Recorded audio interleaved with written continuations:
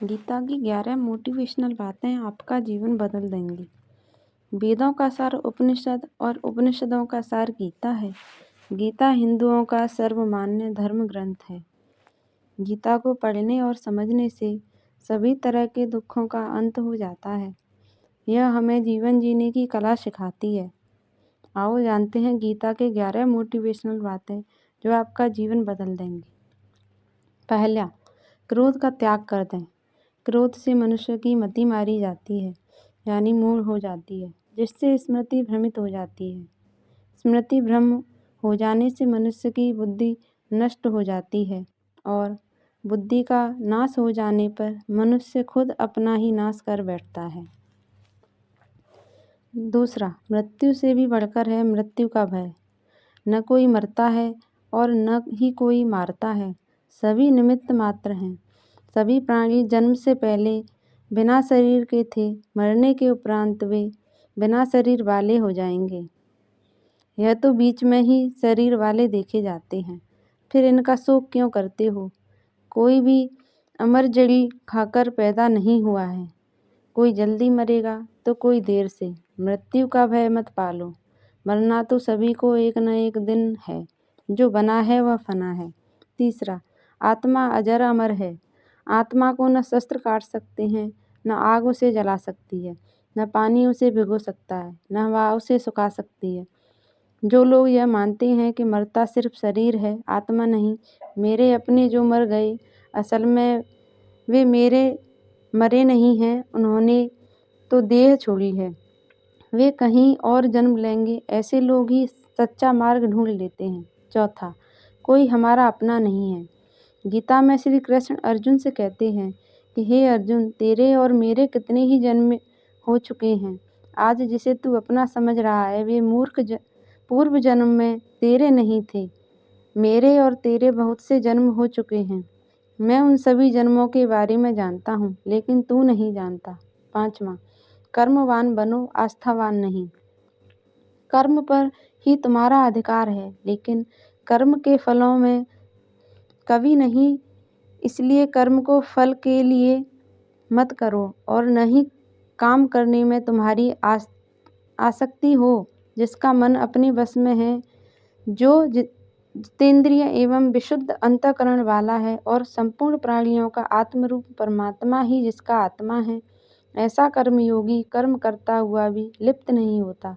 कर्मों में कुशलता को ही योग कहते हैं। छठवां, नरक का द्वार। काम, क्रोध तथा लोभ, ये 3 प्रकार के नरक के द्वार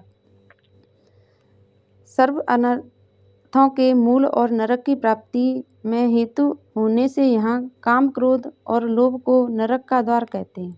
आत्मा का नाश करने वाले अर्थात उसको अधोगति में ले जाने वाले। अतएव इन तीनों को त्याग देना चाहिए। सातवां, व्यर्थ की चिंता छोड़ वर्तमान में जियो। क्यों व्यर्थ की चिंता करते हो? किससे व्यर्थ डरते हो? कौन तुम्हें मार सकता है? आत्मा न पैदा होती है न मरती है। जो हुआ वह अच्छा हुआ, जो हो रहा है वह अच्छा हो रहा है, जो होगा वह भी अच्छा ही होगा। तुम भूत का पश्चाताप न करो, भविष्य की चिंता न करो, वर्तमान चल रहा है। आठवां, लगाव की दुख का कारण है। तुम्हारा क्या गया जो तुम रोते हो? तुम क्या लाए थे जो तुमने खो दिया? तुमने क्या पैदा किया था जो नाश हो गया?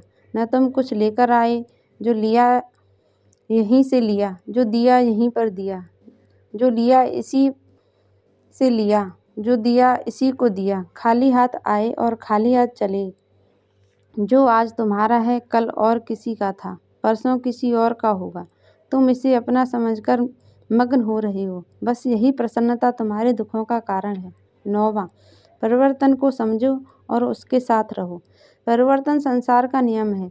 जिसे तुम मृत्यु समझते हो वही तो जीवन है। एक क्षण में तुम करोड़ों के स्वामी बन जाते हो, दूसरे ही क्षण में तुम दरिद्र हो जाते हो। मेरा तेरा, छोटा बड़ा, अपना पराया मन से मिटा दो, फिर सब तुम्हारा है, तुम सबके हो। न यह शरीर तुम्हारा है, न तुम शरीर के हो। यह अग्नि, जल, वायु, पृथ्वी, आकाश से बना है और इसी में मिल जाएगा, परंतु आत्मा स्थिर है। फिर तुम क्या हो? 10वां, धर्म की शरण में रहो। यदि तुम खुद कुछ नहीं कर सकते हो तो श्री कृष्ण कहते हैं कि तुम अपने आप को भगवान को अर्पित करो। यही सबसे उत्तम सहारा है। जो इसके सहारे जो जानता है वह भय, चिंता व शोक से सर्वदा मुक्त है। जो कुछ भी तू करता है उसे भगवान को अर्पण करता चल। ऐसा करने से सदा जीवन मुक्त का आनंद अनुभव करेगा। सारे धर्मों का त्याग कर मेरी शरण में हो जाओ। सर्व धर्म परित्यज्य मामेकम शरणम व्रज।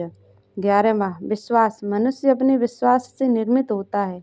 जैसा वह विश्वास करता है वैसा वह बन जाता है। सदैव संदेह करने वाले व्यक्ति के लिए प्रसन्नता न इस लोक में है और न ही परलोक में। जो कोई भी व्यक्ति जिस किसी भी देवता की पूजा विश्वास के साथ करने की इच्छा रखता है, मैं उस व्यक्ति का विश्वास उसी देवता में दृढ़ कर देता हूँ। राधे राधे।